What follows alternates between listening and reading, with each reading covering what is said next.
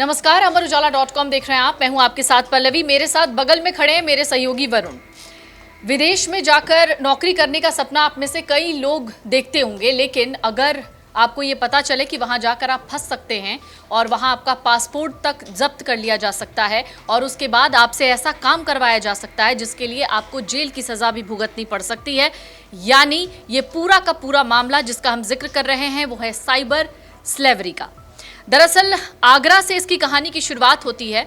अभी फिलहाल कहा जा रहा है, जिस तरीके से रिपोर्ट सामने आई है उसके मुताबिक जो विदेश मंत्रालय के प्रवक्ता है रणधीर जायसवाल, उनका कहना है कि 250 भारतीयों को अभी इस वक्त रेस्क्यू किया गया है कंबोडिया से।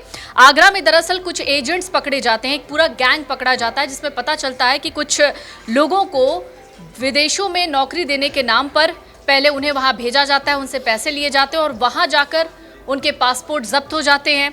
उसके बाद फिर वो क्या करते हैं, वो भारतीयों से ही ठगी करते हैं, उनसे मजबूरी में वहां पर साइबर क्राइम करवाया जाता है और उसके बाद उनको इसी तरीके से प्रताड़ित किया जाता है। वो भागकर अपने देश वापस नहीं आ सकते क्योंकि उनके पासपोर्ट उनके पास नहीं होते। ये बहुत बड़ी खबर है। इस पूरी खबर के बारे में वरुण से जानने की कोशिश करते हैं क्योंकि इस पर बयान भी लगातार सामने आ रहे हैं, पुलिस के भी बयान सामने आए हैं। पहले ये पूरा मामला वरुण से समझने की कोशिश करते हैं। देखिए पल्लवी, वाकई ये बहुत बड़ा मामला है। हुआ कुछ इस तरह के एक साइबर क्राइम का एक गिरोह पकड़ा गया, आगरा में ये गिरोह पकड़ा गया। जो साइबर क्राइम के विभाग को वहाँ हेड करते हैं आदित्य सिंह, एडीसीपी हैं आगरा के। उन्होंने जानकारी देते हुए इस बात को बताया कि किस तरीके से भारत के युवकों को विदेश में भेजा जा रहा है, खास तौर पर कंबोडिया में, वियतनाम में, लाओस में उनको भेज दिया जाता है। उनको झांसा दिया जाता है कि तुम विदेश जाओगे, तुम्हें अच्छी सैलरी मिलेगी, अच्छे पैसे मिलेंगे, अच्छी लाइफस्टाइल मिलेगी, तस्वीरें भेजी जाती हैं, देखो ऐसा ऑफिस है ना। बताया जाता है कि तुम काम करोगे तो सैलरी तो है ही, इंसेंटिव भी है। लेकिन जब व्यक्ति उनके झांसे में फंस जाता है, जब उसे विदेश भेज दिया जाता है, तब उसे गुलामी करने के लिए वहाँ मजबूर किया जाता है। और गुलामी भी ऐसी वैसी नहीं, गुलामी साइबर गुलामी उनसे कराई जाती है।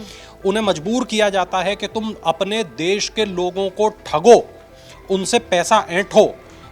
जो आप देखते हैं कि जज बन के कोई बात करता है, कोई वकील बन के बात करता है, डिजिटल अरेस्ट, जो डिजिटल अरेस्ट करने वाले लोग होते हैं, ठीक है, इसमें एक बहुत बड़ा हिस्सा पाकिस्तान से जुड़े गैंग का होता है, लेकिन एक बहुत बड़ा इसमें हिस्सा होता है जो चाइनीज़ गैंग का हिस्सा होता है। ये चाइनीज़ गैंग किस तरीके से काम करता है वो भी मैं अपने दर्शकों को बताऊंगा पल्लवी, लेकिन उससे पहले मैं अपने दर्शकों को ये जानकारी दे दूं कि जो एजेंट भेजते हैं भारतीय लोगों को वहाँ, उनको एक भारतीय व्यक्ति पहुँचाने के एवज में तकरीबन 3 लाख से 3.5 लाख रुपया मिलता है।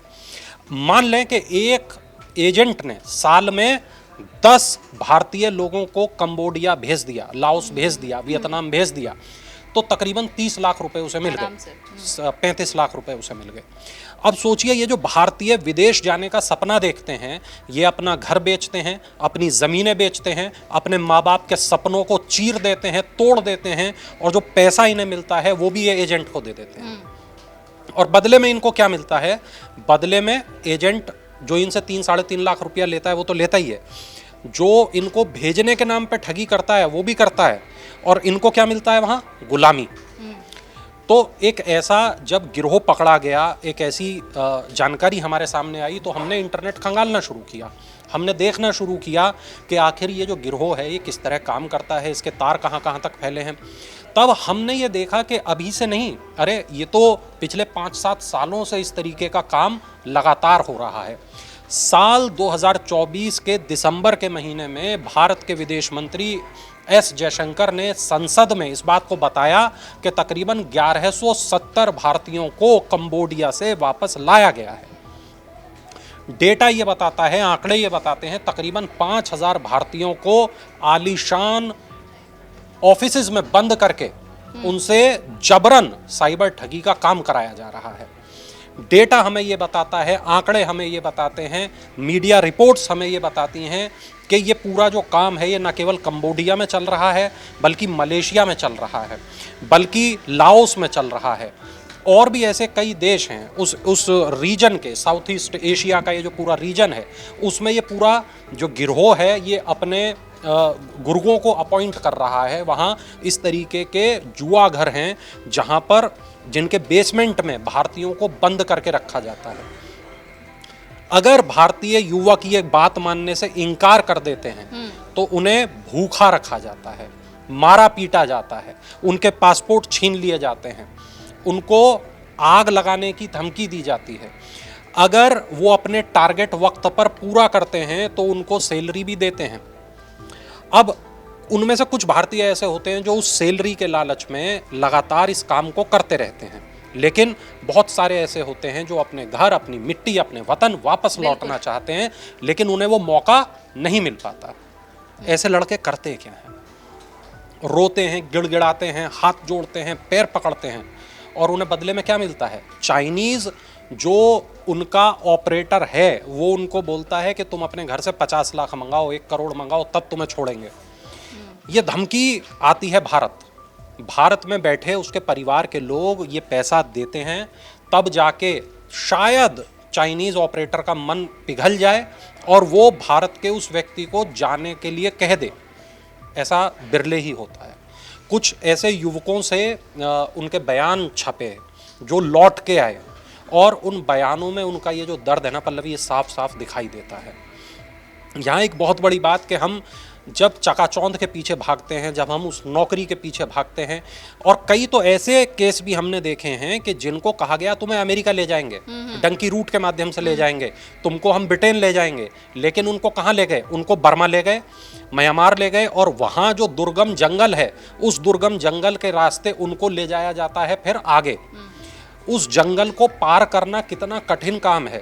वहाँ पर मतलब जो जैव विविधता के लिए वो जंगल अपने प्रसिद्ध हैं, वहाँ पर तमाम तरीके के जहरीले खतरनाक जानवर होते हैं। कई लड़के वहाँ रास्ते में मर जाते हैं, और जो जिंदा बच जाते हैं वो क्या बनते हैं? गुलाम।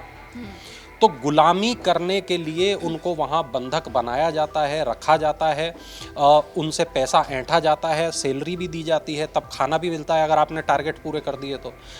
दिन भर के टारगेट होते हैं, इतने लोगों को आज आपको ठगना है, महीने में इतना रेवेन्यू हमें कमा के देना है, और अगर नहीं होता तो उनको भूखा रखा जाता है, उनको मारा पीटा जाता है। जो और ये इसके पीछे जो चाइनीज़ गिरोह काम कर रहा है, ऐसा नहीं है कि भारत सरकार का फोकस उसके ऊपर नहीं है। भारत सरकार लगातार इस दिशा में काम कर रही है। आप देखिए, कभी 17 लोग, कभी 20 लोग, कभी 14 लोग, कभी 250 लोग, ये किश्तों में कंबोडिया से हम लोग इनको छुड़ा के लाते हैं, रेस्क्यू करते हैं।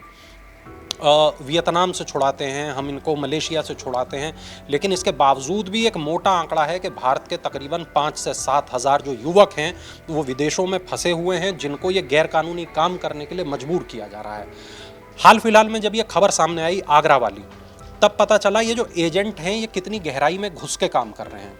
एक एजेंट 3 से 3.5 लाख रुपया एक भारतीय युवक को विदेश पहुंचाने के नाम पर ऐंठता है, और उन्हें जो कहा जाता है, उन्हें बताया जाता है आलीशान ऑफिस है, सैलरी है, इंसेंटिव है, माहौल है, लेकिन अंत में उनके हाथ कुछ नहीं आता पल्लवी, उनके हाथ केवल और केवल गुलामी आती है। बिल्कुल। अब वरुण, जैसे आपने जिक्र किया कि 5,000 अभी भी भारतीय हैं जो कंबोडिया में फंसे हुए हैं, जिनको रेस्क्यू करने की कोशिश की जा रही है। विदेश मंत्रालय ने ये आंकड़ा भी पेश किया है, लेकिन ऐसे में सबसे बड़ा सवाल तो ये होता है वरुण के जब वो रेस्क्यू करके यहाँ पर लाए गए हैं, कुछ अभी तक लाए जा चुके हैं, 73 पहले लाए गए थे, कुल मिला के अभी तक 250 लोगों का रेस्क्यू किया गया है। हैं तो वो अपराधी, उन्होंने भले ही दूसरी जगह या दूसरी कंट्री में जाकर लोगों से साइबर ठगी की है, वो भी एक क्राइम का पार्ट है। तो यहाँ पर लाकर क्या वो एक अपराधी की तरह ट्रीट किए जाएंगे, या फिर उनके साथ जिस तरीके की प्रताड़ना हुई, उनको बहला फुसलाकर बेवकूफ़ बनाया गया वहाँ पर, उस तरीके से उनको ट्रीट किया जाएगा? और देखिए, इस संबंध में पल्लवी अभी कोई विदेश मंत्रालय की तरफ से सटीक जानकारी तो नहीं मिल सकी है, लेकिन हाँ, ये एक बहुत बड़ा सवाल है। बेशक दबाव में ही सही, बेशक बंदूक की नोक पर ही सही, लेकिन कराया तो उनसे अपराध ही गया। वो ना चाहते हुए एक साइबर ठगी के गिरोह का हिस्सा बने, वो ना चाहते हुए उस जो पूरा का पूरा कॉकस है, जो पूरा जाल है, जो पूरा जंजाल है, उसका हिस्सा बने। और आज वो स्थिति है कि जब वो वापस लौट कर आते हैं तब उन्हें क्या माना जाए? क्या उन्हें एक अपराधी माना जाए कि जिन्होंने भारत के ही लोगों को ठगने का काम किया, या उन्हें विक्टिम माना जाए, मानव तस्करी का शिकार माना जाए, ये वाकई एक बहुत बड़ा सवाल है।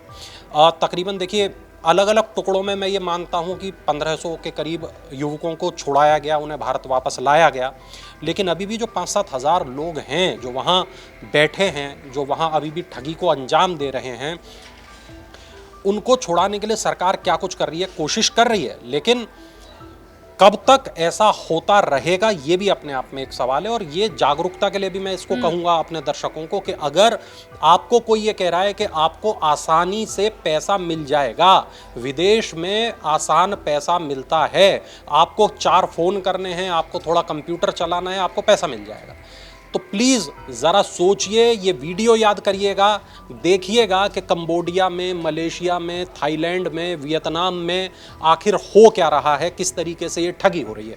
कमेंट ज़रूर करिएगा, बताइएगा ज़रूर कि इस पूरे मामले पर आपकी क्या राय है। साथ में पल्लवी, यहाँ एक चीज़ बहुत ज़्यादा जो महत्वपूर्ण है वो ये भी है कि जब अपराध साइबर इतने ज़्यादा बढ़ चुके हैं, लगातार हमने देखा कि 1 साल तक तो वो एक अमिताभ बच्चन का एक पूरा बना के कैंपेन सरकार ने जी वो पेश किया, लोगों को फोन से पहले वो सुनाई देता था, उसके बावजूद भी साइबर ठगी रुकने का नाम नहीं ले रही। नहीं, एक और चूंकि आपने इस ओर ध्यान दिया है वरुण, तो एक और बात जो मैं आपसे पूछना भी चाहूँगी सवाल के तौर पर ही सही, चाहे हम बात करें डिजिटल अरेस्ट की, या कुछ दिनों पहले आपने भी सुना होगा कि केबीसी के नाम से भी लोगों को बहुत सारे कॉल्स आते थे कि आपका जो सिलेक्शन है वो केबीसी में हो गया है। बाद में जब उस नंबर को ट्रेस किया जाता था तो वो किसी फॉरेन का नंबर, कभी कभार थाईलैंड का नंबर हुआ करता था। तो क्या हम ये मान सकते हैं कि वहाँ चूंकि वो हिंदी भी बहुत अच्छी बोलते थे, तो मान सकते हैं कि ये उन्हीं ग्रुप्स में से उनका हिस्सा होगा? बिल्कुल, देखिए जो भारत में जो बहुत प्रसिद्ध पैटर्न है साइबर ठगी के, उसमें एक बहुत बड़ा जो पैटर्न है वो हमारे सामने आता है नूह मॉडल, जो हरियाणा के नूह इलाके से संचालित होता है। दूसरा जो हमारे सामने बड़ा मॉडल आता है वो है जामताड़ा मॉडल, जो जामताड़ा इलाके से संचालित किया जाता है। अब ये जो तीसरा जो मॉडल था वो बहुत प्रसिद्ध पाकिस्तान वाला मॉडल, लेकिन ये जो चौथा मॉडल है, जो ये चीन वाला मॉडल है, जिसके पीछे एक पूरी जो चीन का संगठित गिरोह है वो काम कर रहा है।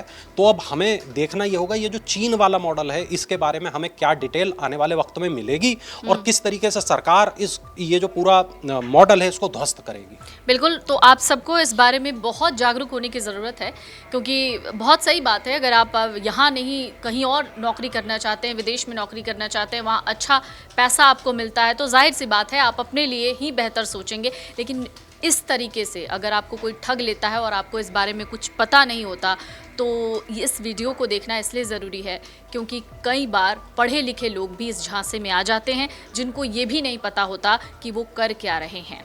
आपकी राय क्या है, कमेंट बॉक्स में लिखकर ज़रूर बताइएगा। हम कोशिश करेंगे कि ऐसी ही कुछ खबरें और हम आप तक पहुंचाते रहें। अगर आप ये वीडियो YouTube पर देख रहे हैं तो हमारे चैनल को सब्सक्राइब करें और बेल आइकन को दबाना ना भूलें। अगर आप Facebook पर ये वीडियो देख रहे हैं तो हमारे पेज को लाइक करें।